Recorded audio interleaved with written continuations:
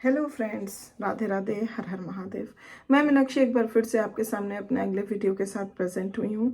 तो चलिए शुरू करने से पहले फटाफट से बताइए आप सभी लोग कैसे हैं। I hope that you are happy and healthy. तो चलिए इसी के साथ मैं आगे के होने वाले सेशन को बताती हूँ कि टॉपिक क्या है। आज जैसा कि पिछले कुछ वीडियोस में हम प्यूबर्टी पीरियड के बारे में बात कर रहे हैं, आप जानते ही हैं, उसी संदर्भ में हम आगे कुछ बातें आज भी करेंगे।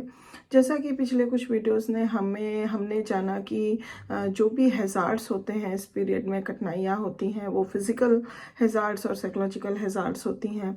फिज़िकल हैज़ार्ड्स के बारे में पिछले वीडियोस में हमने काफ़ी सारी बातें की।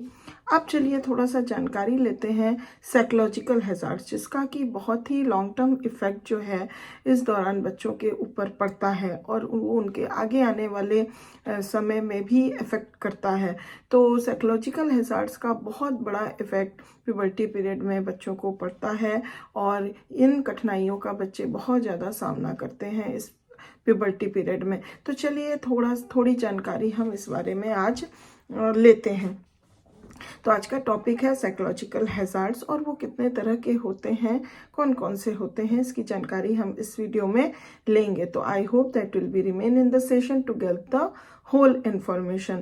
And if you haven't subscribed my channel, please subscribe it to get these kind of informative wonderful videos later on also. So let us begin with the session.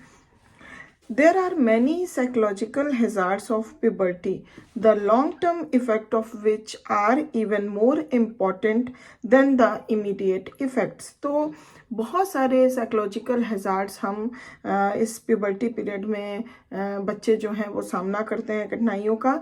इसका जो लॉन्ग टर्म इफ़ेक्ट होता है वो even more important होता है then there immediate effects. जो psychological hazards के जो इमीडिएट इफ़ेक्ट्स होते हैं उससे भी ज़्यादा खतरनाक हम कह सकते हैं, या जो बहुत ज़्यादा इम्पैक्ट डालता है बच्चों के डेवलपमेंट और बच्चों के आगे के जीवन पर, लाइफ पर, वो होता है उसका लॉन्ग टर्म इफ़ेक्ट। और if it is that makes the psychological hazard so serious. और इसीलिए ये साइकोलॉजिकल हैज़ार्ड्स बहुत ज़्यादा सीरियस बन जाता है अगर इसका लॉन्ग टर्म इफेक्ट बच्चों के ऊपर पड़े। तो इस सेशन में हम देखेंगे there are some of the most important psychological hazards which children face in the puberty period.